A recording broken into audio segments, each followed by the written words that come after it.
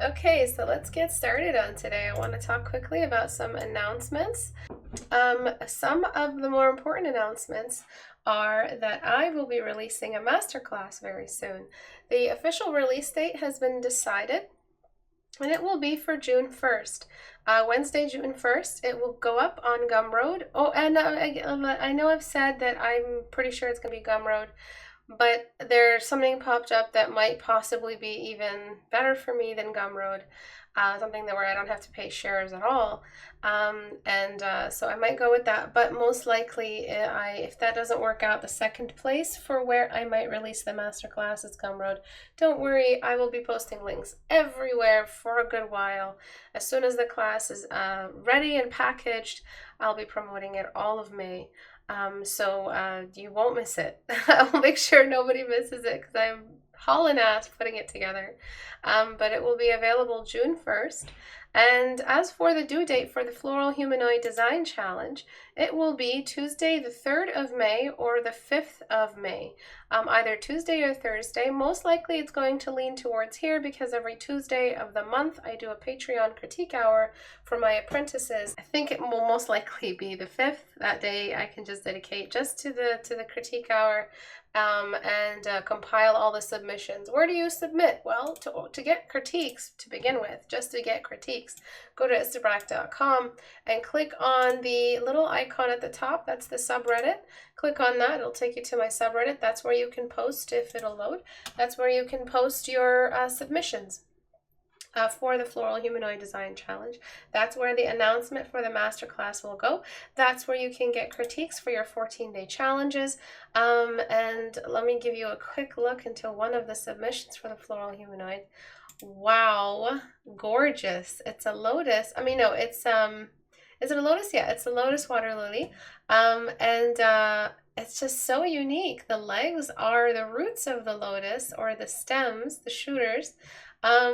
Tubers, I forget what they're called, and the head is the flower at the top, and the humanoid is just kind of laced in there in between all that. Beautiful silhouette. It reads so beautifully. You have the vertical elements, you have the floral organic elements, the longer elements, the geometric elements, and then something horizontal to cut right through to break up that vertical line of sight. Wow. It's already looking phenomenal. The colors are so beautiful. They chose such a pretty color.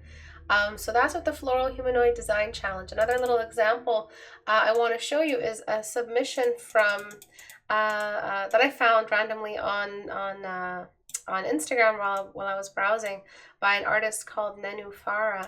And just look at that adorable freaking thing. That's pretty much what Floral Humanoid Design Challenge is. You basically pick one flower, read through the submission at the top, the announcement pinned at the top, just read through the rules.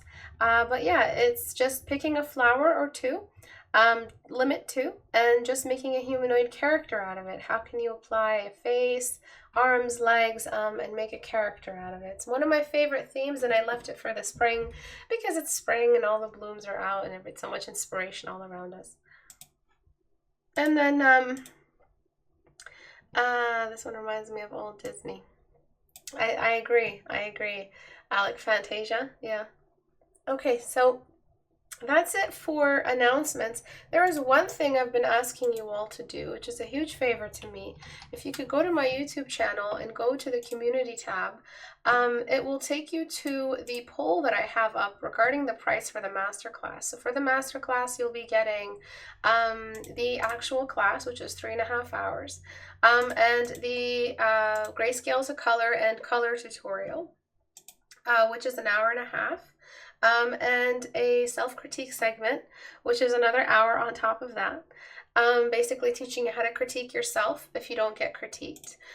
So if you could please go here and throw in a vote. What do you guys think is a fair price for all of that stuff that I mentioned? You get all the brushes that I use.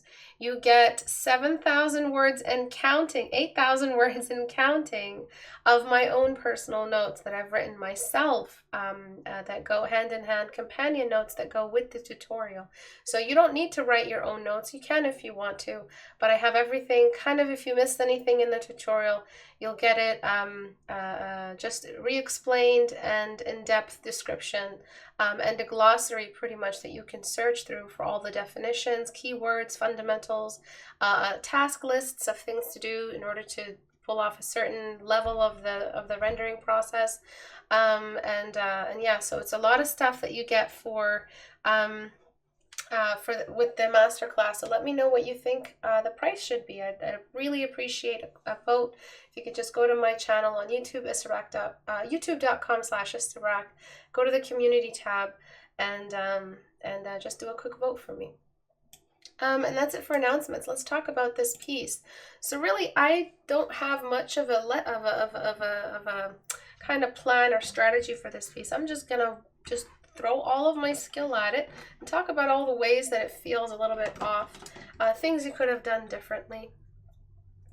So when we look at illustrations like this, really what we're seeing is like a memory of the person. It's like it's a memory of that character. Go for it. Go for the actual expression. Go for the real expression. So I'm going to squint his eyes a little bit more, just to make the expression a little bit more expressive, a little bit more present. And then the eyebrows. So because you have the hair just there, you actually put the eyebrow in the wrong spot. If you want to paint eyebrows, move the hair, move any surrounding material, and just place the eyebrows as if there was no hair. That way the eyebrows won't change the way you drew them. Sorry, the hair won't change the way you drew the eyebrows. So you put them a bit low and they're a bit sparse. And I believe you were going for an Asian eye. So here's a fun discussion. Here's a fun topic. Everybody's really into K-pop, right? Super popular. It's everywhere.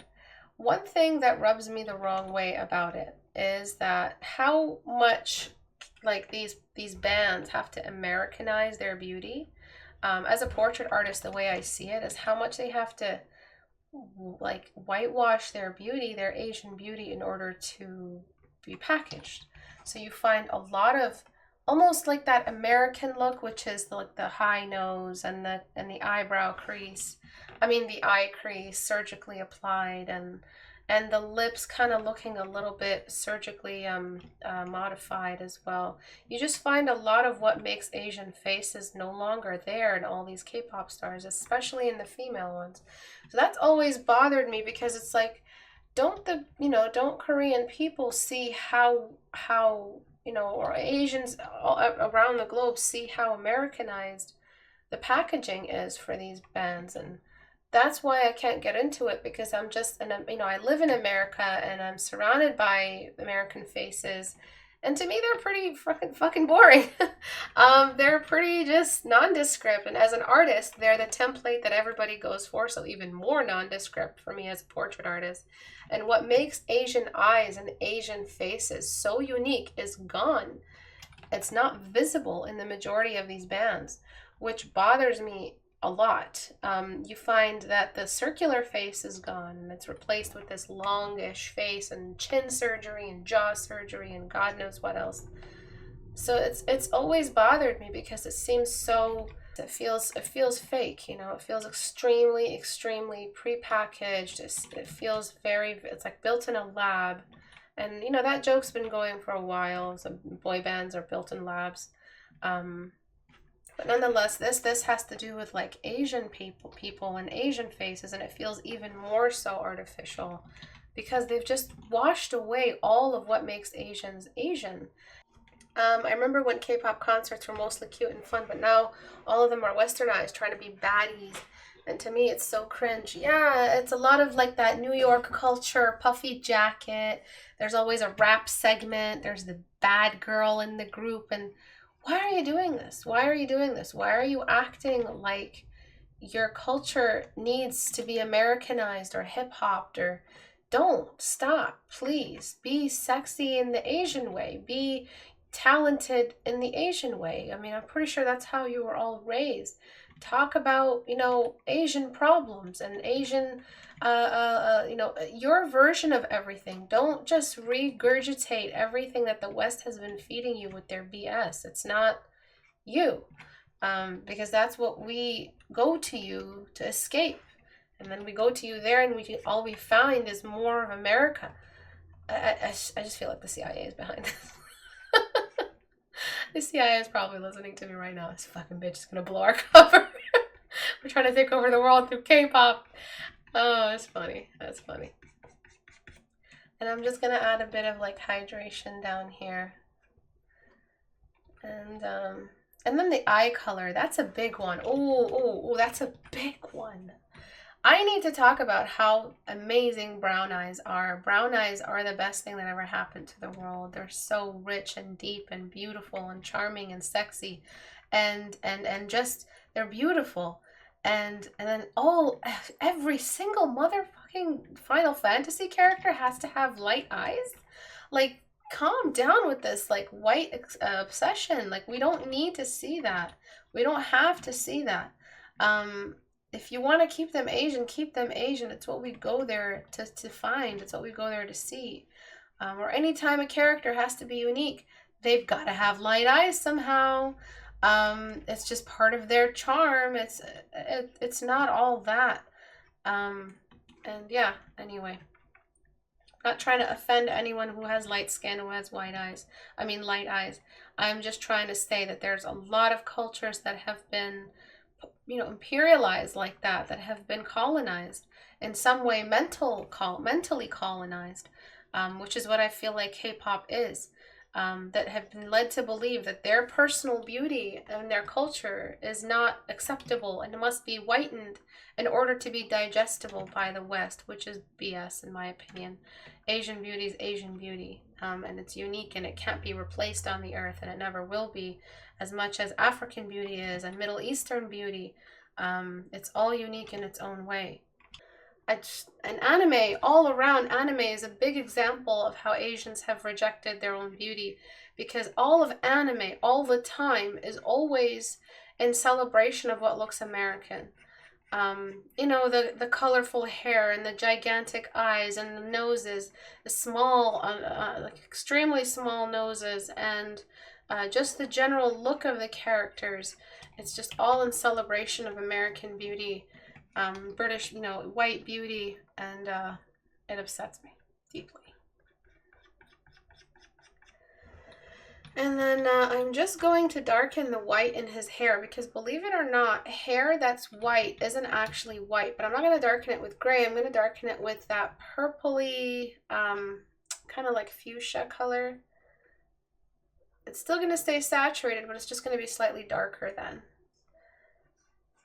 Because it being white has actually killed your value ranges. So being so close to that pure white, the skin tone actually feels pretty weird. But I will erase for white to get that white look in the highlights of the band. So as you can see, I have the before, when I added the purples.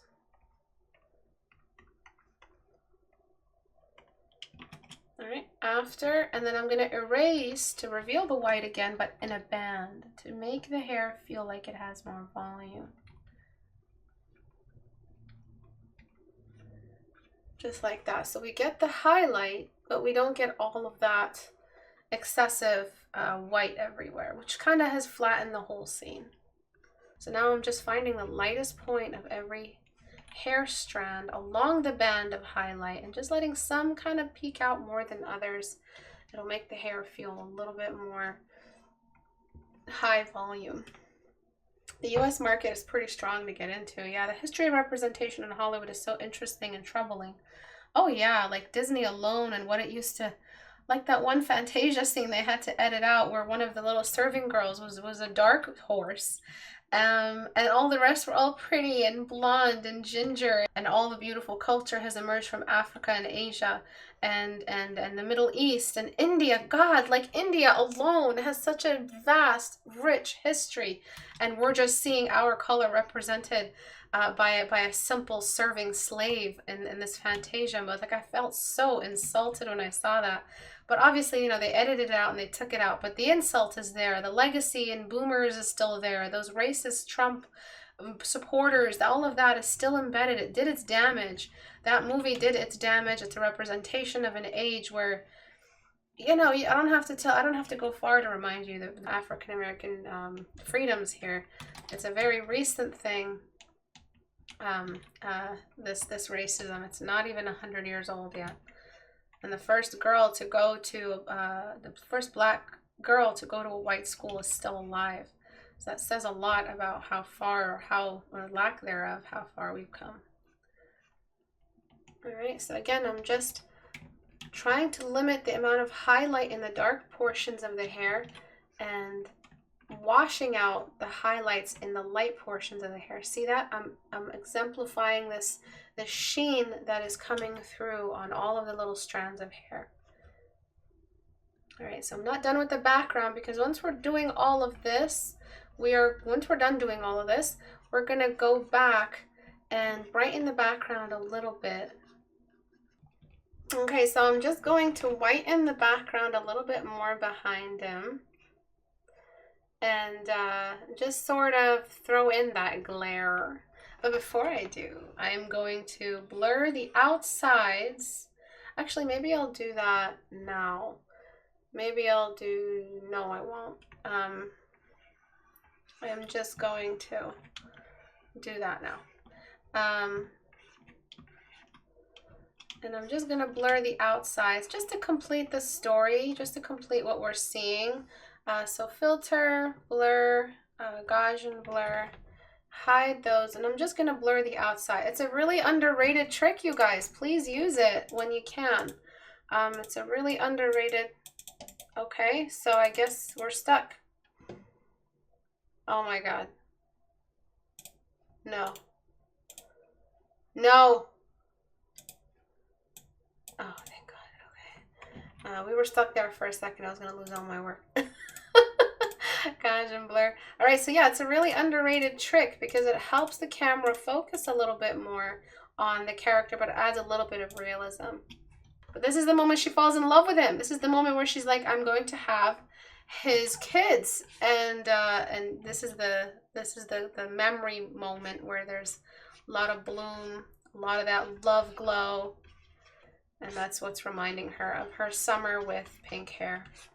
Her summer of pink hair. Watch that get stolen and made into a manga, and I get nothing. Watch. Oh no, did I do that all in the wrong layer? My summer with pink hair. That is going to be the next best seller. Okay, so I'm just adding a little bit of that glare here, and I'm just going to do a little bit of a couple of alterations. So I'm just going to blur the edge right there. Sometimes if you use lasso, it leaves behind a really artificial looking edge. Just gonna make sure the whites of his eyes don't look too red. But then if he's crying, it adds even more, because this is the moment he tells her, I'm not allowed to see you. I'm not allowed to see you anymore. My dad is a cruel man. He's never impressed by anything I do. And all I want to do is sell popsicles. And he won't let me, because he's an asshole. Couple of highlights here and there. So before, you had shadows that made no sense to the amount of light that was visible on the hair. The background was completely not matching the amount of white visible on his shirt and his hair, because the light environment needs to represent the amount of saturation and light visible on the character, and the cast shadows there. I made his face feel a little bit more realistic. I made his eyes a bit more Asian, so I showed that little hood. If you want to get rid of the hood completely, you can. The eyebrows are a little bit, you know, they're high and expressive, and yours were lower than usual, but also angry. But they were still too low. So I did motion in two ways. I made the lips feel a little bit more three-dimensional, and I made the nose a bit larger. And for the hair, I got rid of a lot of that detail. You really over-provided detail when it comes to the hair. You really overdid it. Wow, this looks like a screenshot from a dream. Oh, that's so beautiful. Exactly. That's what blurring and adding that bloom does. And most of the time, most of our art is something to represent a dream or some monumental moment in a character's life, something like that. Most of the things that we frame for the sake of a painting, I'm just desaturating some highlights, they're a bit too bright. Most of the things that we frame in a painting are important moments. So you can really use a lot of these tricks here today. You can use a lot of them in your work. I feel like adding just a bit more blue. Just God help me, I can't resist. A little bit underneath might also go a long way, but it'll really make him dream it. You can even add those Sailor Moon kind of, remember the Sailor Moon moments when she's daydreaming about tuxedo masks? Max? Tuxedo Mask or Tuxedo Max? I don't know. And there's just little bubbles, the kind of bubbles you see in a city scene when you know, add blur to the, like the lower focus on a camera. You can add some of those. What basically, how do you apply them? Is it just one circle on another? Like, is it, let me try it. Let's have a little bit of fun. Let's have a little bit of fun, sweetheart. All right, there's one. Yeah, something like that, right? Like those anime lovey-dovey. Oh yeah, there we go. Blur, Gaussian blur. You really gotta blur them though. I believe we delete away at the center a little bit just to make them look more like bubbles. Delete at the center with soft brush. Oh my God, he's such a hunk. He's surrounded by molecules. So this is before, after. I don't know if we talked about, but you can definitely connect to the character more, if that's what we talked about. Yeah. I do hate music in Korean series.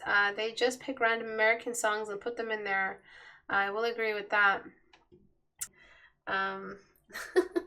Do you guys see these little bubbles of love? These love bubbles? But yeah, thank you everyone for watching. What do you guys think of today's discussion? Do you guys like critique hours that are a little bit more like this every once in a while? So before, after, and yeah, you guys have to match your before and after. I mean, you guys have to match your light environment. As you can see here in the before and after, it really makes a huge difference. When you're going to use white and all that much sheen on the hair, you got to represent the light environment to support that, or else how was that white even visible to begin with? I don't like these little bubbles, actually. They're kind of making me cringe real hard. So I'm just going to get rid of them and then save that as the after. Thank you guys for watching. So if you want your work critique, this piece today, I picked it up from the community, and the community is istebrak.com. That is where you can find all the links. That way you don't have to type anything and go all the way up here to the address bar. Other than Istebrak, obviously, you're gonna have to type that. Istebrak.com, and then you're gonna click on the Reddit icon right here. It'll take you to our community. This is where everything that can happen will happen. So the pinned at the top, you're going to see very, very soon some masterclass information. You're wondering how I made this face so realistic. Well, my masterclass covers all of that. It'll be released sometime in June, probably most likely June 1st. So I will be uploading a lot more links and a lot more information for it. So don't worry, you'll catch it, you'll see it. And then Floral Humanoid Design Challenge, really, really fun challenge. You win a portfolio review with me, you win portrait studio copy. You get to sit with me in the critique hour with me on the mic on critique hour and talk to us about, you know, yourself as an artist and help me critique some of the pieces. And make sure you read through it. Make sure you read through the rewards, and through the checklist. And that'll be due May 5th. So you guys have a little over 3 weeks to complete it. Good luck with all your submissions, everyone. Thank you, everyone, for watching today. And I'll see you guys on Thursday this week, on the 14th at 5 p.m. Eastern. Bye-bye.